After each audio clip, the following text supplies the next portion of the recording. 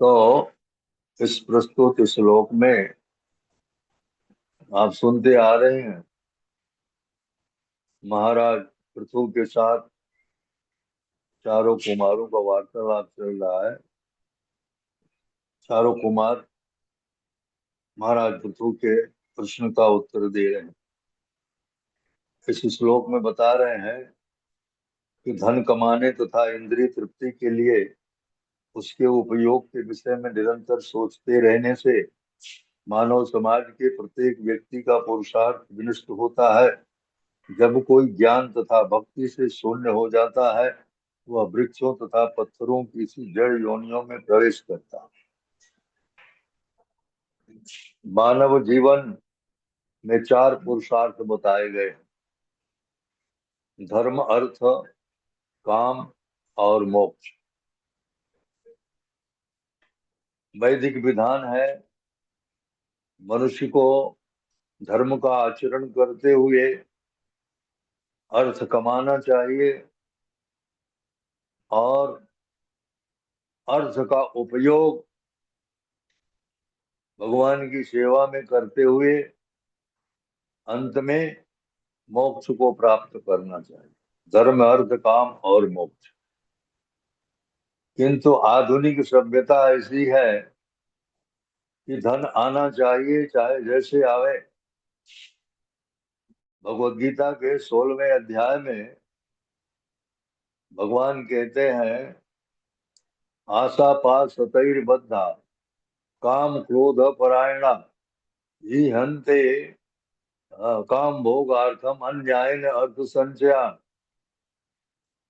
तमाम आशाओं के रस्सी में बंधे हुए मनुष्य, आशा पास सतैर्बद्धा काम क्रोध परायण, काम और क्रोध के वशीभूत होकर के वो क्या सोचते हैं, धन आना चाहिए चाहे जैसे आवे, न्याय से अन्याय से धन आना चाहिए। यही उनके जीवन का मुख्य उद्देश्य है। मुख्य उद्देश्य अधिक से अधिक धन कमाना, धन संग्रह करना और उस धन से इंद्रिय तृप्ति करना। आध्यात्म के विषय में न तो उनकी कोई रुचि है और न उन्हें यह पता है कि हम हैं क्या, हम आए कहाँ से हैं, ईश्वर कौन है, ईश्वर से हमारा संबंध क्या है, हम इस शरीर को छोड़ने के बाद जाएंगे कहाँ। इन सब विषयों में उनकी न तो रुचि है और न ही वो जानना चाहते। तो इस प्रकार वो न्याय से अन्याय से धनार्जन करने के लिए हमेशा उन्मत्त रहते हैं। अगले 16वें श्लोक में भगवान बताते हैं, अनेक चित्त विभ्रांता मोहजाल समावृता प्रसक्ता काम भोगेशु पतंति नरके असुच। 16वें अध्याय में बहुत सुंदर बात बताई भगवान ने। अनेक चित्त विभ्रांता, उनका जो चित्त है वो अनेक प्रकार के विषयों में भ्रमित है। उन्हें ये खुद पता नहीं चलता हमें क्या करना चाहिए क्या नहीं करना चाहिए। मोह रूपी जाल में फंसे हुए हैं। अनेक चित्त विभ्रांता मोह जाल समावृता, जाल से ढके हुए हैं। प्रसक्ता काम भोगेश, नाना प्रकार की इच्छाएं और भोग विलास में वो इस प्रकार से लिप्त है। उन्हें यह पता नहीं है कि शरीर छूटने के बाद हमारी स्थिति क्या होगी। तो भगवान कहते हैं कि ऐसे व्यक्तियों को क्या करते हैं, नरकों में डालते हैं। पतंति नरके असुच, ऐसे अपवित्र नरक है जिनमें इस विचारधारा के लोग जाते हैं। इसलिए प्रभुपाद बताते हैं, ज्ञान का अर्थ है अपनी स्वाभाविक स्थिति को समझना और विज्ञान का अर्थ है जीवन में उसे, उस ज्ञान को व्यवहार में लाना। ज्ञान का अर्थ ये है कि हम क्या है, हम कहाँ से आए हैं, ईश्वर कौन है, हमारा ईश्वर के साथ संबंध क्या है, हम कैसे आवागमन के चक्र से मुक्त हो सकते हैं, इस प्रकार का ज्ञान अर्जित करना और शास्त्रों में बताए गए विधि विधानों के अनुसार जो हमें परंपरा के द्वारा ज्ञान प्राप्त होता है, उसके अनुसार उस ज्ञान को व्यवहार में लाना। व्यवहार में लाना वैज्ञानिक, वैज्ञानिक का विज्ञान का अर्थ है उसको व्यवहार में लाना। व्यवहार में लाने का मतलब ये है कि हमें उस पथ का अनुसरण करना चाहिए जो हमें आवागमन के चक्र से मुक्त करा सकता है, भगवत धाम वापस ले जा सकता है। मनुष्य जीवन प्राप्त करके व्यक्ति को ज्ञान तथा विज्ञान की स्थिति प्राप्त कर लेनी चाहिए।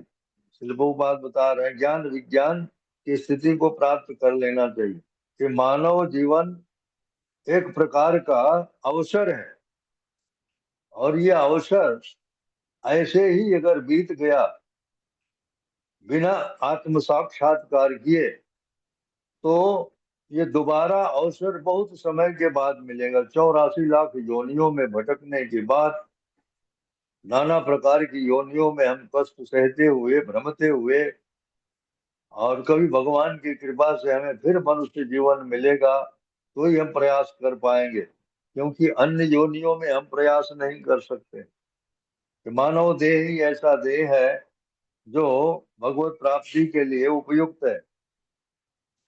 तो प्रभुपाद महाराज कह रहे हैं कि अगले जन्म में उसे जड़ योनि प्राप्त होना निश्चित है।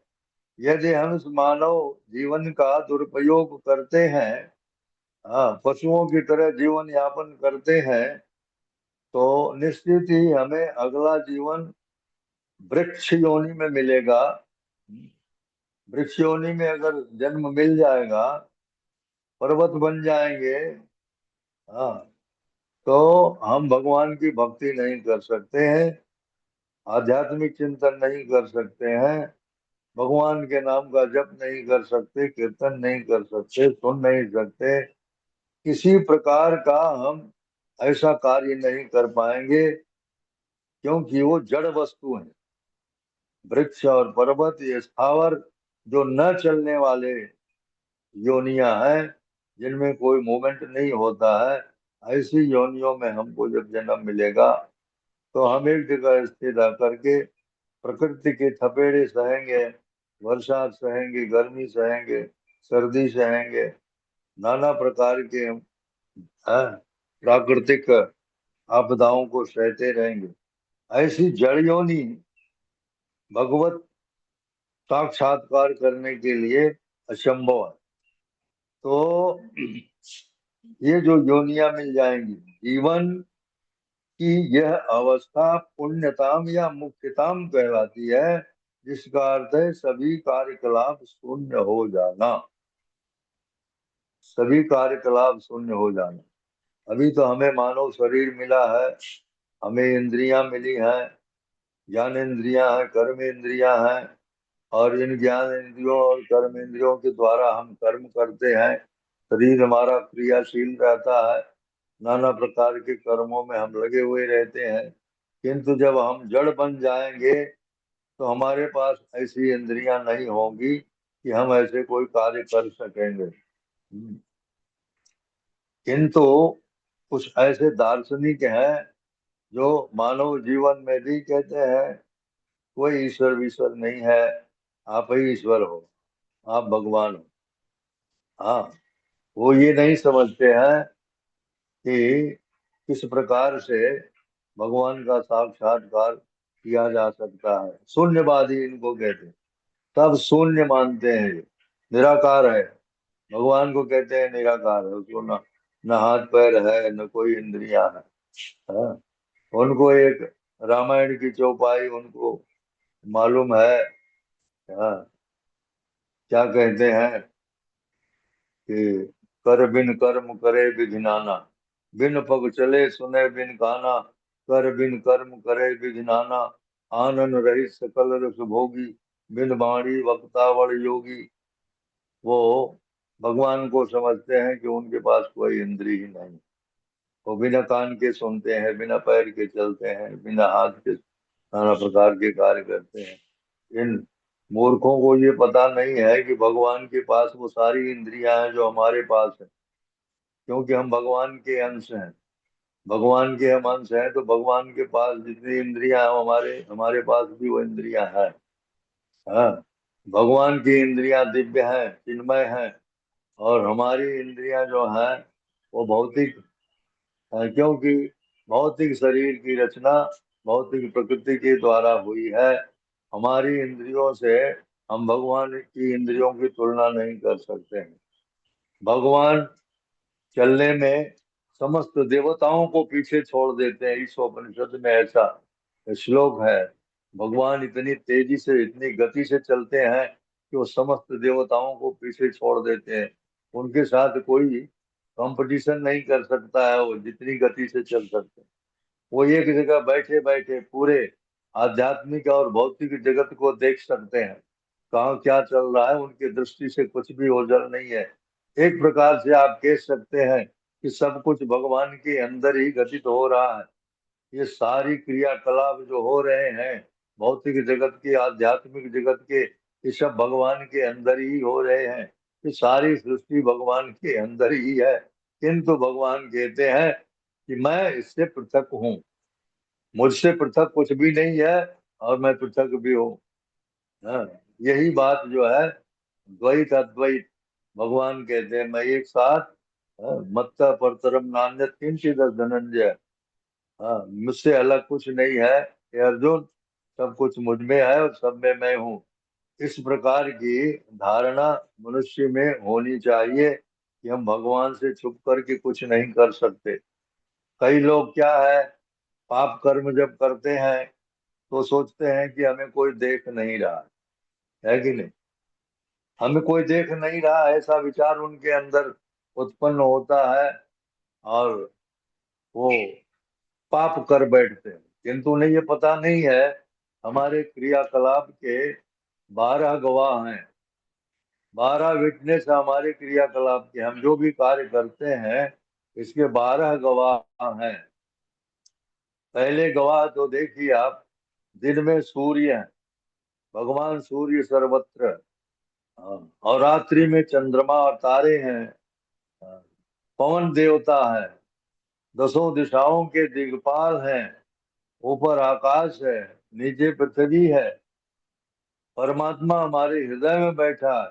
वो देख रहा है हम क्या कर रहे हैं, और स्वयं यमराज जी देख रहे हैं। यमराज से बच करके कोई नहीं जा सकता, उनकी दृष्टि में सब है, कौन क्या कर रहा है। इसीलिए सबके रिकॉर्ड वहां उनके यहाँ दर्ज किए जाते हैं चित्रगुप्त के द्वारा।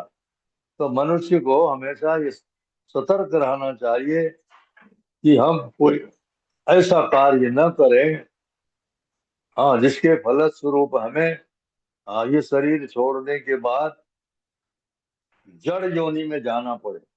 हम्म, ये जो शून्यवादी हैं, इनके कथनानुसार कि ईश्वर है ही नहीं, हम ही ईश्वर हैं, आप ईश्वर हैं, इस पर विश्वास नहीं करना चाहिए। अच्छा, प्रभुपाद महाराज बता रहे हैं कुछ ऐसे भी दार्शनिक हैं जो कर्मों को शुद्ध न करके प्रत्येक वस्तु को शून्य या समस्त कार्यकलापों से रहित कर देना चाहते हैं। क्रियाशीलता का ऐसा अभाव वृक्षों तथा पर्वतों में पाया जाता है। आप मनुष्य है, मनुष्य के पास ऐसी कर्मेंद्रियां हैं, कर्म किए बिना एक पल भी नहीं रह सकते हैं। है? बाह्य रूप से किसी को ये लग सकता है कि हम कर्म नहीं कर रहे हैं, किंतु आंतरिक रूप से उसके नाना प्रकार के कर्म चल रहे हैं। वो चिंतन कर रहा है, श्वसन कर रहा है, हाँ, रक्त संचार हो रहा है, पाचन हो रहा है, शरीर के अंदर तमाम ऐसी क्रियाएं चालू हैं जो बाह्य रूप से नहीं दिखती हैं। बाह्य रूप से हम भले देखने में लगते हैं कि हम कुछ नहीं कर सकते, कर रहे हैं, किंतु आंतरिक रूप से बहुत कुछ कर रहे हैं। तो हमें कभी भी ऐसा नहीं सोचना चाहिए कि हम निष्क्रिय हैं। निष्क्रिय तो वह हो सकता है जिसके पास इंद्रियां नहीं। हम्म, तो प्रकृति के द्वारा ये दंड है। अगर जड़ योनि में हमको जाना पड़ा तो ये प्रकृति के द्वारा दंड है। प्रकृति हमको छोड़ेगी नहीं। हम अगर मानव जीवन का सदुपयोग नहीं करेंगे, आत्म साक्षात्कार में इसे नहीं लगाएंगे, भगवान को समझने में नहीं लगाएंगे, भगवत धाम जाने के लिए कोई प्रयास नहीं करेंगे, तो निश्चित ही प्रकृति हमें दंड देगी। और प्रकृति ऐसा दंड देगी कि हमें फिर मानव शरीर न प्राप्त होकर के जड़ शरीर मिलेगा। और जड़ शरीर मिलेगा तो हम किसी प्रकार का आध्यात्मिक चिंतन नहीं कर सकेंगे। इसलिए हमें सतर्क रहना चाहिए कि हमें जो है अवसर मिला है, हम इसका सदुपयोग करें, इंद्रिय तृप्ति में इसे न लगाएं। हमारे सारे क्रियाकलाप, प्रभुपाद महाराज ने कहा है, आप धन खूब कमाओ, धन कमाने के लिए मनाही नहीं है, खूब धन कमाइए, तो धन का उपयोग कहाँ करना है? भगवान की सेवा में करना। हाँ, भगवान की सेवा में करिए आप। भगवान की सेवा में धन प्रचुर मात्रा में उपयोग किया जा सकता है।